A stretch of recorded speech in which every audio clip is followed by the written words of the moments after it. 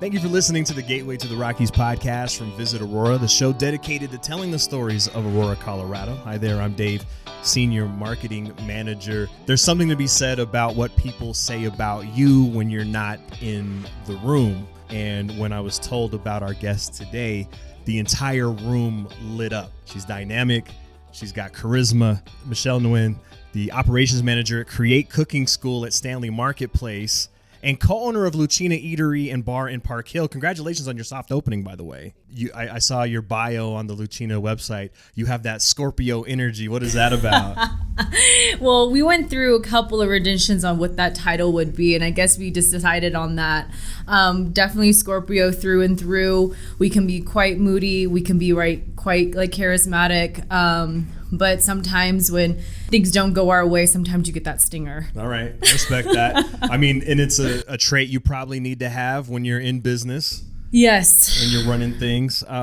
Tell me a little bit about your journey to Colorado. You moved here in 2017. Is that right? I did move here in 2017. And then I just want to make a note. It's Lucina.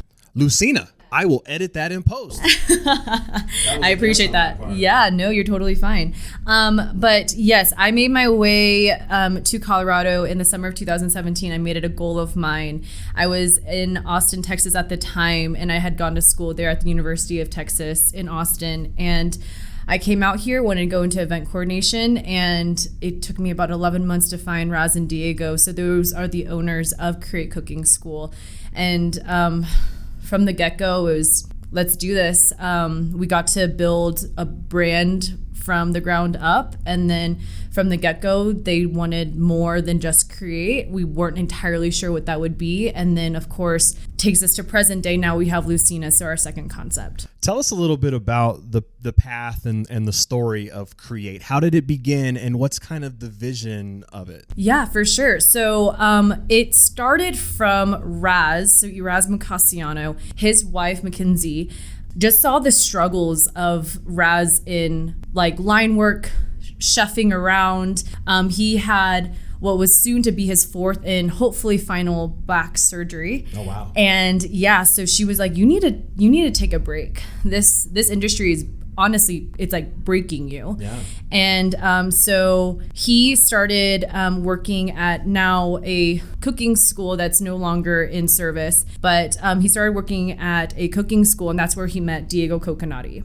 At the time, Raz, again, it was his wife Mackenzie's idea, but he was like taking notes, trying to figure out the business concept and systems in place. And he started getting really drawn to Diego Coconati's style and how he was actually conducting these cooking classes. Of course, not everyone can be an instructor, not everyone can be a chef, but you try to merge those two, and sometimes you get a really great combo, and sometimes it's not all that wonderful, right? Sometimes they're used to being in the back and not really being seen, but you need to have that idea of entertainment, engagement, reading the room. Everyone has different skills and things that they're looking for. And so he started taking notes, and Diego was like, what's he doing? So they started talking, and they were like, I want in on that. That sounds awesome. This, at the time, Diego was like, this is the best job ever. And so that was the start of their journey. They met at that cooking school. Again, it's no longer in service now. But they wanted to do Create as a way for anybody of all walks of life to be able to come back into the kitchen. We kind of lost that, I think, idea to go back into it. It kind of feels like a chore, but we want to kind of reverse psychology that back into like, hey, we're actually nurturing our body. We should sit down and have a moment so we can actually get to know each other again, have conversation again. So let's get around the dinner table. Let's make some really great dishes. So that's why, HelloFresh is out there, right? Whatever it may be. But hey, you can make these restaurant quality meals at home, and let's debunk that. So let's bring people back into the heart of the home. It's really incredible when you look back on how people are connected with one another, these moments of serendipity where people of like-mindedness spark an idea. You move from Texas and you're integral in the growth of Create as well. You talk about on Facebook, you talked about a little bit, the mission of Create Cooking School of bringing people back into the kitchen. And as a society now, we're so enamored with takeout and fast food.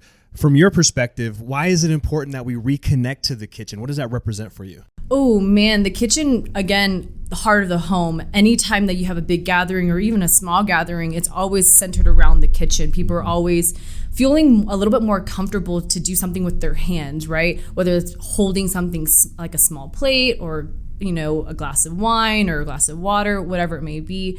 For us, we were just really like, you know, all these different types of services, yes, they may be really great, but we need to really like believe back into our personal instincts. Like, we know how to cook, we know how to feed ourselves, but why don't we make it enjoyable again?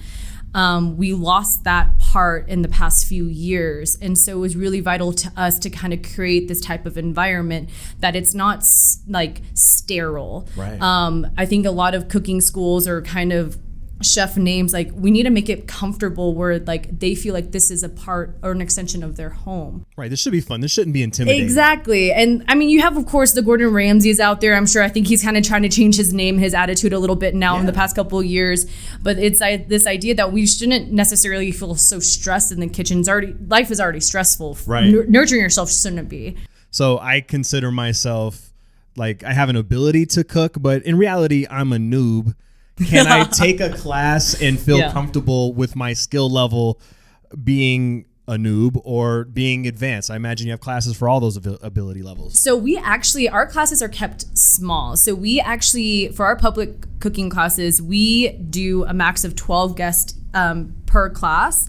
Because again, it's going to be people of all different skill levels. We did have, at the initial part of Create, did we kind of have maybe different tiers or different levels of our cooking classes. Yeah. But we were just like, that's not fun, because you're gonna have couples that wanna come in for date night, and someone's gonna be a hardcore foodie, really likes to be in the kitchen, and other people just like to hold a glass of wine and stir a little bit, right?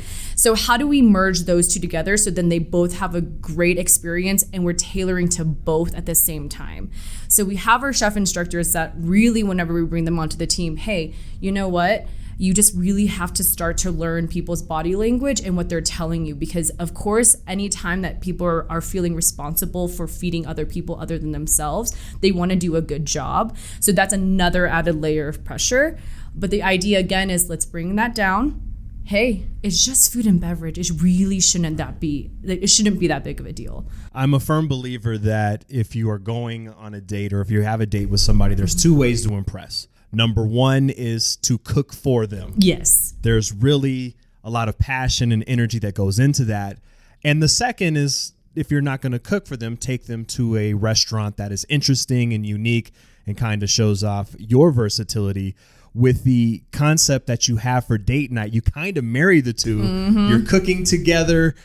You're also enjoying world-class cuisine. What is it about the date night experience that really brings people together? Man, well, because more often than not, you really do see people that are two opposite ends of the spectrum. Right. And so it's this idea where, again, it's like we want to be comforting, we want to be inviting, we want to be entertaining. So we say show starts at 6.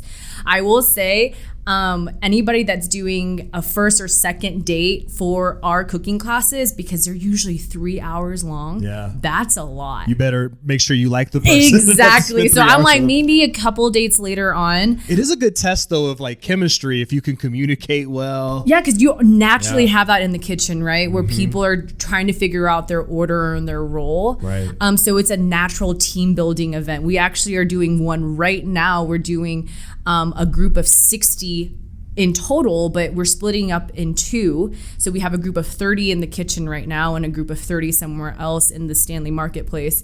But for our date nights in itself, it's just really this idea where it's like, hey, you know what? Because you usually are the ones cooking. Yeah. Why don't you have your partner be the one that's going to focus in on one thing, whether it's be knife skills or they're going to be your sous chef. And so they're actually an active participant in the kitchen with you. Or sometimes we have couples that they've done maybe 6 or 7 date nights with us at this point. So they're like, you know what, I'm going to hang out the bar.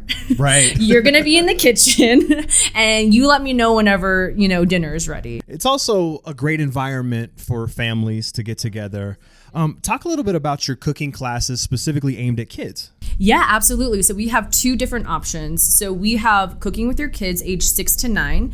Usually those are going to be around the holidays. So Easter, maybe Valentine's Day, maybe around Christmas, we'll do a Yule log. So usually people use that as their centerpiece. So that's really cool and fun. That's age 6 to 9 years old. So the idea is like you are with a guardian, whether that be with their grandparent or their uncle, or it is with both their parents. And then outside of that, we also do family nights. Those are 2 hours, and those are in the evening time. And again, families come in all shapes and sizes. And so again, we max out our classes at 12 guests per class. So you can, hypothetically, buy all 12 spots if you know that your family's coming into town and you got a big family, or you have mom and dad and 2 kiddos, and the youngest that we usually see in those classes is 10 years old. For the young people who are really serious about honing their chef skills and maybe even want a future career, you have your junior chef summer camp, which I believe is sold out for this year. But talk about that. That's really, I don't want to say boot camp because it almost sounds too serious, but it seems like really incredible training for a future for these kids. Absolutely. So those are perfect because outside of cooking with your kids where you have your guardian and then family nights where you again have your parents on site, junior chef summer camp, this is I think going to be our 4th year doing it. That is when they're in the kitchen with their peers. And so we break up into 2 different classes, incoming 3rd through 5th, incoming 6th through 8th. And so the idea is that we're going to run through a theme each day. This year we're going to do like European traveler and a trip around the world. Oh, wow. And so each day is going to be somewhere different. And so we go through their culture, how we brought it into America, what that it looks like for us, and how we actually like interact with it, and what did we do to kind of switch some things up. And then we go through like different like terminology that you usually need to hear around the kitchen, like mise en place or something like that. What's that? What is that? So everything in its place. Okay. So right before you start cooking, you want to make sure that all your onions are chopped, your tomatoes are chopped, you have your broth out, that's already at room temperature or whatever it may be.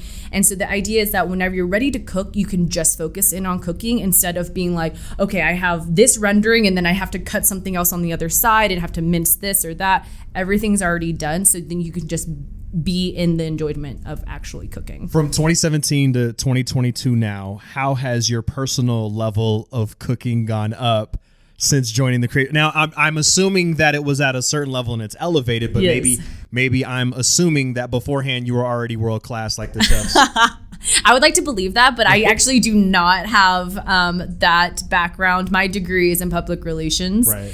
And I've always had an affinity for food and have, again, like the kitchen was the center of the house. Right. And so, I just love just all the different aspects of what food can bring to someone's life. But from 2017 to now, I would definitely say it's a huge upgrade. It's been a huge uptick, especially because in 2020, when we went through our unfortunate shutdown, we pivoted and we were able to offer virtual cooking classes. Mm-hmm. So we actually operated out of Create's kitchen. We had a very lean, small team, maybe 2 or 3 at a time. And we would live stream these virtual cooking classes. I took a couple of those. And so those were a lot of fun. Wow. I just in passing have learned tips and tricks of all different types of cuisines, and how I can see the different connections between them is actually really cool. I've really enjoyed that. You do the live streaming. You also do special events. I believe our company's Christmas party happened at Create Cooking School. I unfortunately wasn't a part of the organization, but I'm really hoping that we do another team building event there. You do, I guess, bachelorette parties, you'll do birthday parties. Talk about that dynamic. Do you create special menus for those special events? Oh, absolutely. So you obviously are, more than ever having to have postponed certain special things in your life. And so we give you, full access to our 100+ unique menus that we have. And so if you're looking to do German or, Vietnamese or Southern hospitality, something like that. You just let us know what your group is really interested in, and then we'll give you back a few menus. We'll, go through a couple of modifications and edits. Anybody that has a special dietary restriction or food allergy, we like to accommodate per that individual as opposed to doing the whole group unless you otherwise specify, like, hey, I want a completely dairy-free menu, and we're like, heard, got it. But the idea is that sometimes they're like, hey, y'all are the professionals. Right. We are game for whatever. If you think there's a certain menu that could be really fun for a group of 16 of us, let us know and we'll go from there. If you go on the website, you'll go on the calendar, and I was absolutely blown away by the diversity in cuisines that are selected. Are there certain classes or certain cuisines that always sell out the fastest that you found? Oh my God, absolutely. So any of our Il Mondo pastas, so that's like the world of pasta. So any Italian ones, especially our From Rome with Love, that was a name that has stuck since the very beginning. That and our date night in Paris, our trip to Thailand is actually one that's almost always sold out. That was from that was a class that was inspired by Chef Raz after he took a trip to Thailand in 2018, I believe, and he came back and he just worked in the kitchen for like a month straight, going through R&D. He was inspired. He was like, hey, these flavors, these combinations really taste like home, but I've never tasted these flavors either. So what does this mean? And so he's definitely made it a goal of his to continue his education by going and to the markets whenever he's on his travels and stuff like that. So we're always like, continue education whenever you're going anywhere, whether it be Vegas or out of the country. Like, go into those markets, try some food, and then maybe we can come back and get a menu and be inspired by it. So are the menus typically derived from inspiration? Do the chefs have an itinerary, or is it like, hey, it's this season, let's try this? A little bit of both, right? I mean, in a perfect world, we would always have everything that we want on hand, especially now because there's so many supply chain issues. We have to pivot. We have to be flexible. And so I think that's really great because we have in Create, we have 4 chefs, and we're just like, use your chef brain. Like, if we can't get this in, what can we substitute it with? And so a little bit of both. There's some people that have had, menus or recipes in their pocket from previous jobs that they have taken. And we're like, if you want to do it here, let's do it here, but it's Creates. So how do we make it Creates? We've touched on it a little bit, the opening of Lucina, which the grand opening is very soon, right? Yes, hopefully. We're going to aim for the end of this month. Okay, wonderful. I imagine Create, is it used as almost a vehicle to develop some of the menus that are going to be showcased at Lucina? Oh my God, it's been so cool because some of the items on our menu are definitely items that I've recognized in a few of our cooking classes. And of course, we've done our Lucina touch and our little like magic dust on it. But some of the items like the arroz congri and the maduros, that's on some of our menus here at Create Cooking School. So that's been amazing. How we do our fries for the steak and chimney. We do it here at Create in one of our classes. And so it's been really awesome to see having our dishes come out the way that Raz and Diego have, laid it out to be. And now we have other people on our team presenting it in such a beautiful way. It's been so cool. The classes are amazing, but for those who, just want to spectate or hang out, you have an incredible wine and cocktail bar, which is really unique. When I first started working here, everybody says, we'll go have happy hour at Create Cooking School, and it didn't resonate. Talk a little bit about the wine and cocktail bar. It's really dynamic. Yes. I just love Create Space because it's so flexible and it can be really anything. It wants to be day to day. But we started off on our wine and cocktail bar thinking, maybe a couple people here and there. We started off with 10 items, I think, in totality. And now if you look behind the bar, we have all these different types of liqueurs, all these different options. And so we've definitely made ourselves known, I think, as a cocktail place here at the Stanley Marketplace and really just like honed in on that. Because there wasn't really many options selections here at the Stanley for that. And so we started with a small selection of wines, and now we still kind of have, maybe one or two selections of certain varietals. And in our cocktails, like we have the mindset too of, hey, why don't we just play around? Like, we play around in the kitchen with our food. Why can't we play around with our drinks? Should we call it like a chef's bar? So we didn't think it was going to be the way it is today. So it's not as efficient as it should be. And we're definitely working on different ways to help alleviate that pain point there.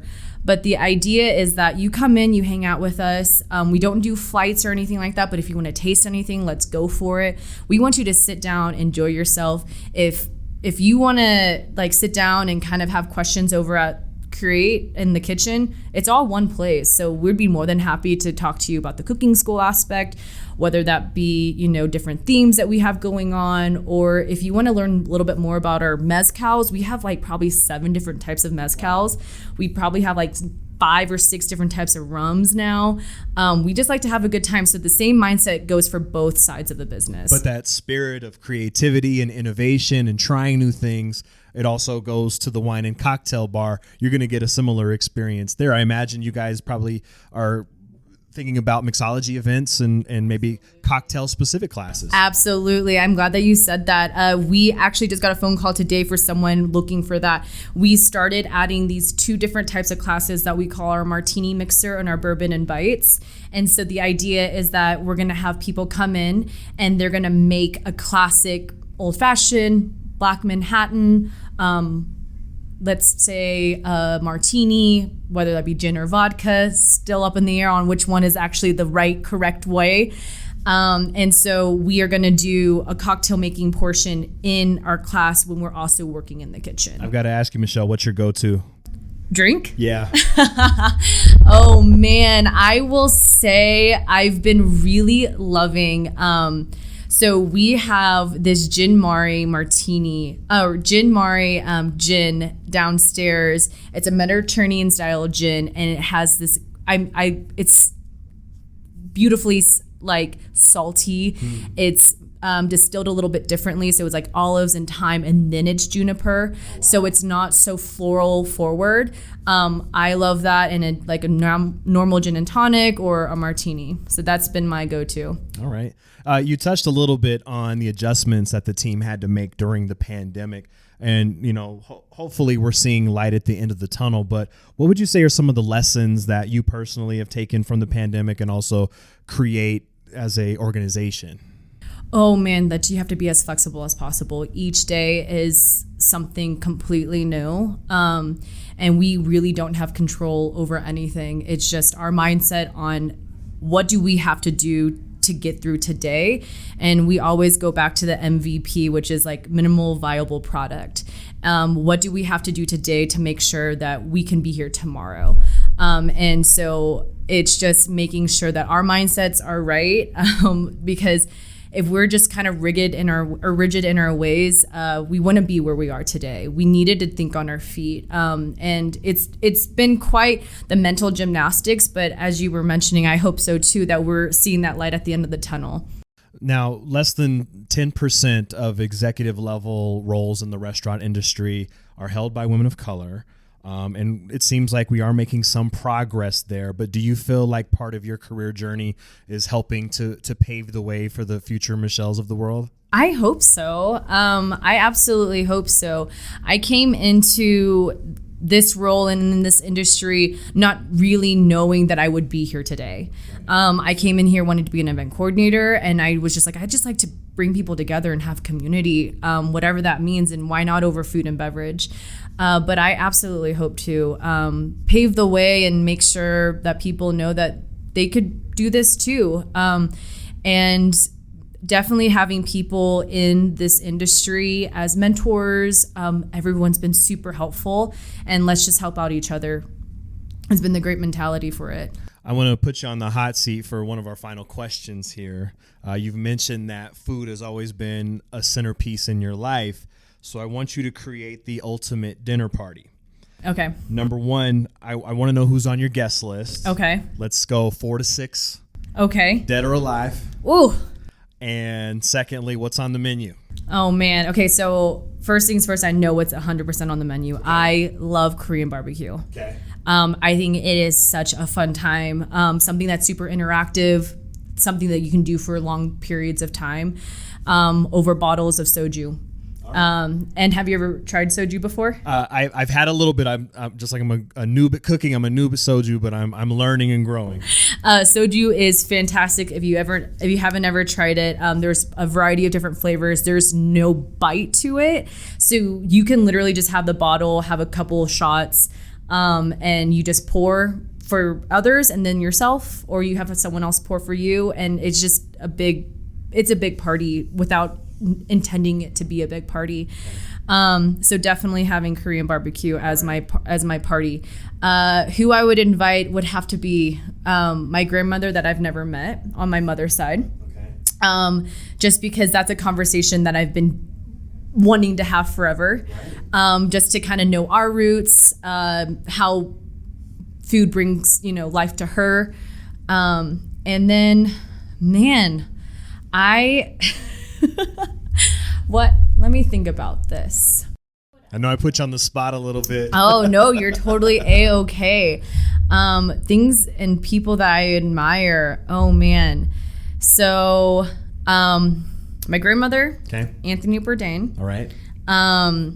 It would have to be someone that's going to be fun and delightful. So, Ali Wong. Okay. Love her. Love her. She's great. She's wonderful. And let's see someone that I have found quite inspirational. Someone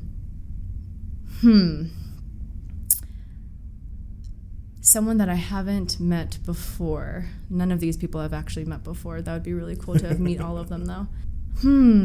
I would have to go with Michelle Obama. Okay. Yeah.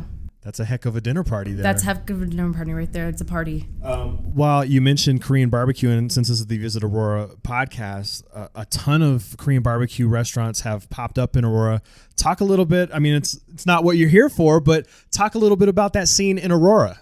Oh man, Aurora has such a diverse culinary scene. Mm-hmm. So the place that I was thinking of whenever you're asking me about this dinner party, there's this place called Thanksul Pocha, I believe. And I've only been there once, but it left such a great impression. I think after midnight, it turns into a karaoke bar. And it feels like a Korean street pub when you walk in. It's super tiny. They have little stovetops in the middle, and you kind of just sit on these little stools around it. You can fit maybe 4 to 8 people, and you just get little bites throughout the night.